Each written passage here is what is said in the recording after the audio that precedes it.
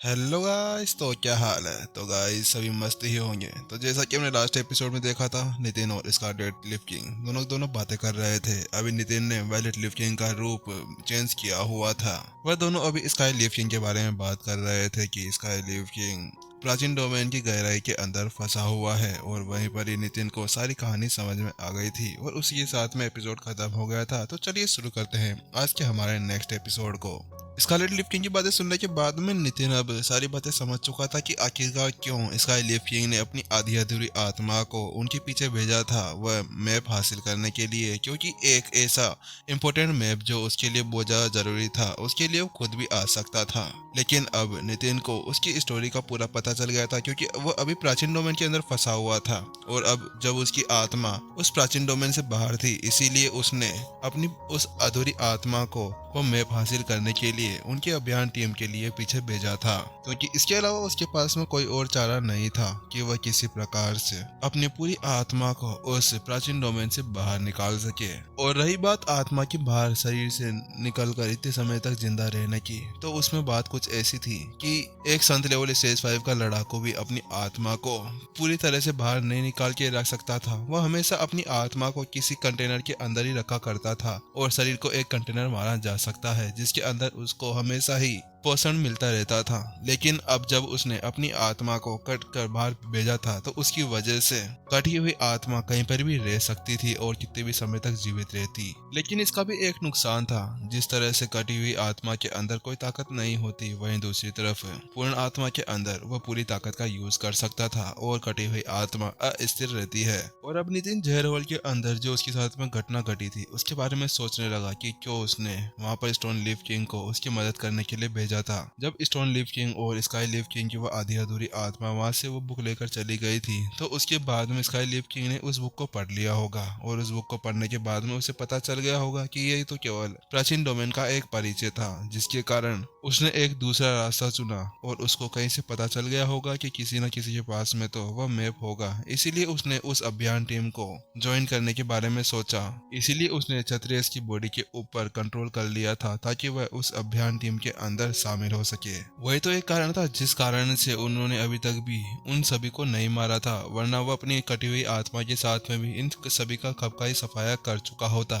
बस उनको उस मैप ने रोका हुआ था। ऐसे ही करते करते स्कारलेट लिव किंग ने स्काई लिव किंग के बारे में सब कुछ वायलेट लिव किंग को बता दिया था। उसके बाद में स्कारलेट लिव किंग जल्दी से वायलेट लिव किंग की तरफ मुंह करता है और उससे पूछता है, तो ठीक है, मैंने तुम्हें सब कुछ बता दिया है, अब तुम मुझे ये बताओ कि वो नक्शा कहाँ पर है। हाँ, मैं बता रहा हूँ, तुम रुको तो सही। मुझे कुछ पता तो चला है कि वह नक्शा और किसी के पास में नहीं है। जो अभियान टीम है उसके अंदर कोई नितिन नाम का एक लड़का है जिसके पास में वह नक्शा स्थित है। क्या नितिन? पर उसके पास में नक्शा कैसे हो सकता है, क्योंकि स्काई लिव किंग तो उसके ऊपर बहुत देर से नजर रखा हुआ है। और मुझे जितना पता है, उसने मुझे बताया था कि अभी तक नितिन यहाँ पर इतना आगे आने में इसलिए कामयाब हो पाया है क्योंकि उसकी बुद्धि बहुत ही ज्यादा तेज है और वह अपने अनुमान के साथ में ही यहाँ तक घुस पाने में कामयाब हो गया। और तुम कह रहे हो ना कि नक्शा उसके पास में है, तो मैं तुम्हें बता देता हूँ, मेरे हिसाब से उसके पास में नक्शा नहीं है। क्योंकि अगर उनके पास में नक्शा होता तो वो कब के ही प्राचीन डोमेन के सबसे गहरे वाले हिस्से के अंदर जा चुके होते। वो यहाँ पर इस तरह से इस आकाशीय महल के अंदर नहीं फंसते। स्कारलेट लिव किंग की बात सुनने के बाद में नितिन ने अपना सिर हिला दिया और कुछ पल के सोच विचार के बाद में उसने उससे कहा, बात कुछ ऐसी है कि नक्शा तो उसके पास में ही है, लेकिन उसको ये नहीं पता कि वह नक्शा है या कुछ और, इसीलिए शायद वह उसका यूज नहीं कर रहे।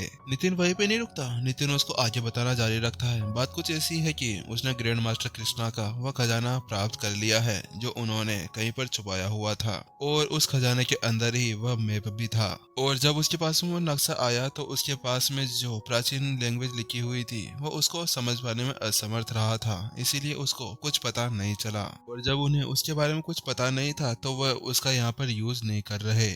वायलेट लिव किंग के मुंह से वह शब्द सुनने के बाद में स्कारलेट लिव किंग का मुंह खुला खुला रह गया। वास्तव में क्या ऐसा हो सकता है? क्या उसको इसके बारे में कुछ भी नहीं पता? लेकिन अब वह वायलेट लिव किंग की उन बातों के ऊपर सोच विचार करने लगा था, क्योंकि वास्तव में अब उसको भी ऐसा कुछ ही लगने लगा था। लेकिन उसने तो ऐसा कभी सोचा ही नहीं था। कुछ देर ये सोच विचार के बाद में स्कारलेट लिव किंग ने वायलेट लिव किंग से पूछा, अच्छा तो ठीक है, तुमने मुझे इतना तो बता दिया, लेकिन तुम मुझे ये तो बताओ कि तुम्हें आखिरकार उसकी जानकारी के बारे में पता कहाँ से चला? स्कारलेट लिफ्किंग की बात सुनने के बाद में नितिन ने अपना सिर हिला दिया और उसने स्कारलेट लिफ्किंग से कहा, बात कुछ ऐसी है कि मैं जब मिशन के लिए बाहर गया था तब मैंने उन सभी के अंदर शामिल होते हुए मास्टर टीचर एकेडमी के अंदर चला गया था भेष बदल कर, और फिर वहां पर जाकर मैंने उसी के बारे में पढ़ा था और आसपास में छानबीन करने के बाद में मुझे उसके बारे में पता चला और जितनी भी जानकारी मैंने वहां से निकाली है मुझे उसके ऊपर पक्का विश्वास है। नितिन ने आत्मविश्वास के साथ में स्कारलेट लिफ्किंग से कहा, हाँ वैसे आप जो कह रहे हैं उसके ऊपर मैं विश्वास कर सकता हूँ क्योंकि ये पूरी तरह से झूठ नहीं हो सकता। और फिर एक हल्की सी मुस्कान के साथ में स्कारलेट लिफ्किंग ने वायलेट लिफ्किंग से कहा, ठीक है, अगर तुम्हारी ये बातें सच निकली तो मैं वास्तव में तुमसे वादा करता हूँ कि हमारे सम्राट को जाकर मैं तुम्हारे इस योगदान के बारे में बताऊंगा और जब उन्हें इसके बारे में कुछ पता चलेगा तो उसके बाद में मैं वादा करता हूँ कि तुम्हें बहुत अच्छे अच्छे उपहार भी दिए जाएंगे। ये देखकर कि स्कारलेट लिफ्किंग ने नितिन की बातों के ऊपर पूरी तरह से विश्वास कर लिया था, उसके बाद में वो मन ही मन में मुस्कुराने लगता है और फिर वह स्कारलेट लिफ्किंग से आगे कहता है, हाँ मुझे उसके बारे में पता तो चल गया है कि वह नक्शा नितिन के पास में ही है, लेकिन मुझे अभी तक ये पता नहीं चला है कि वह नक्शा अभी उसके पास में है या फिर उसने मास्टर टीचर एकेडमी के अंदर वह नक्शा रख दिया है, क्योंकि अभी तक उसने उसके बारे में कोई भी उल्लेख नहीं किया और क्योंकि उसे उस नक्शे के बारे में कुछ पता नहीं है तो वह फिर तो हरगिज़ है कि वह उस नक्शे को अपने साथ में नहीं लेके आएगा और वह उसी को वहीं पर ही मास्टर टीचर एकेडमी के अंदर छोड़ के आया होगा।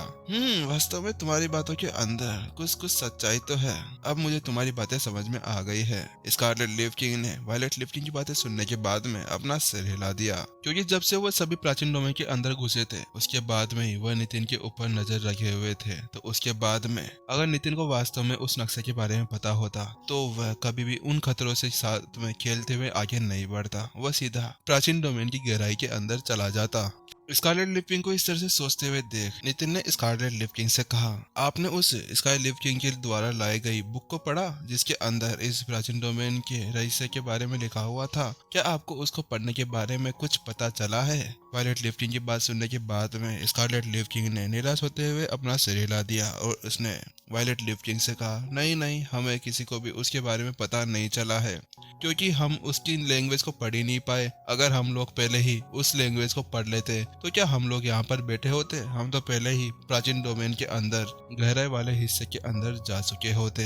अच्छा, तो वो प्राचीन लैंग्वेज के अंदर लिखी हुई है? नितिन ने अपनी आंखें सिकोड़ ली। हाँ, वो प्राचीन लैंग्वेज के अंदर लिखी हुई है। वह हमारे प्राचीन देवताओं के और प्राचीन मनुष्य के द्वारा लिखी गई बुक है और उसी के अंदर वह सब कुछ है। ओह अच्छा, तो ऐसी बात है। ठीक है, क्या मैं एक बार उसको देख सकता हूँ? क्या पता मैं उसके अंदर लिखे हुए कुछ शब्दों को पढ़ सकूं, क्योंकि मैं जब तक मास्टर टीचर एकेडमी के अंदर था तो उसके अंदर मुझे कुछ बुक्स मिली थी प्राचीन लैंग्वेज से रिलेटेड, तो मैं वहीं पर ही उन सभी को पढ़ रहा था और उन सभी को पढ़ने के बाद में मुझे प्राचीन भाषा के बारे में कुछ तो समझ में आया है। शायद मैं उस बुक को पढ़ने के बाद में इस प्राचीन डोमेन से रिलेटेड कुछ भी जानकारी हासिल कर पाऊं और शायद ऐसा भी हो सकता है कि हमें उस मैप के बारे में भी कुछ पता चल जाए। वायलेट लिफ्किंग की बातें सुनने के बाद में स्कारलेट लिफ्किंग ने अपना सिर हिला दिया। क्या? अच्छा, आपको प्राचीन भाषा के बारे में कुछ पता है? तो ठीक है, आप एक बार इसको देख सकते हैं। अगर आपको कुछ पता है तो वो हमारे लिए ही अच्छा होगा और इसके अंदर मुझे कोई परेशानी भी नहीं है।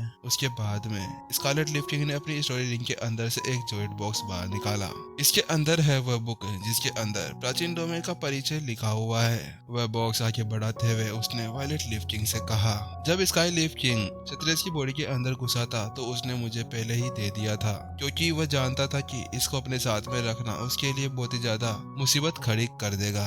इसी वजह से उसने पहले ही सबसे ज्यादा ताकतवर राजाओं में से मुझे दे दिया था, क्योंकि मैं टॉप 2 के अंदर आता हूँ, इसीलिए मैं इसकी सुरक्षा अच्छे से कर सकता हूँ। उस बुक को अपने सामने देखते ही नितिन की आंखें चमक उठी और उसने जल्दी से उसकी तरफ हाथ बढ़ाया और उसके ऊपर अपनी अंगुली रख दी और जैसे ही उसने अपनी उंगली उस बुक के ऊपर रखी उसके अंदर की सारी निहित जानकारी उसके दिमाग के अंदर छप गई। नितिन ने उस बुक को देखा तो उसके बाद में उसे पता चला कि वाकई में ये प्राचीन लैंग्वेज के अंदर लिखी हुई एक परिचय है और उसके अंदर उसकी प्रस्तावना के अंदर ही बहुत सी की गलतियां थी, लेकिन नितिन के पास में अभी ऐसा कुछ करने का टाइम नहीं था और वह यहाँ पर इसको पढ़ भी नहीं सकता था। इसीलिए उसने स्कारलेट लिफ किंग से कहा, बात कुछ ऐसी है कि इसको पढ़ने के लिए मुझे पहले तुम्हारी मदद चाहिए। इसको पढ़ने के लिए हमें एक फॉर्मेशन लगानी होगी, जिसके बाद में ही हम इसको पढ़ पाएंगे। मुझे एक ग्रेड 7 की फॉर्मेशन की जरूरत है और उसके लिए तुम मेरी हेल्प कर सकते हो।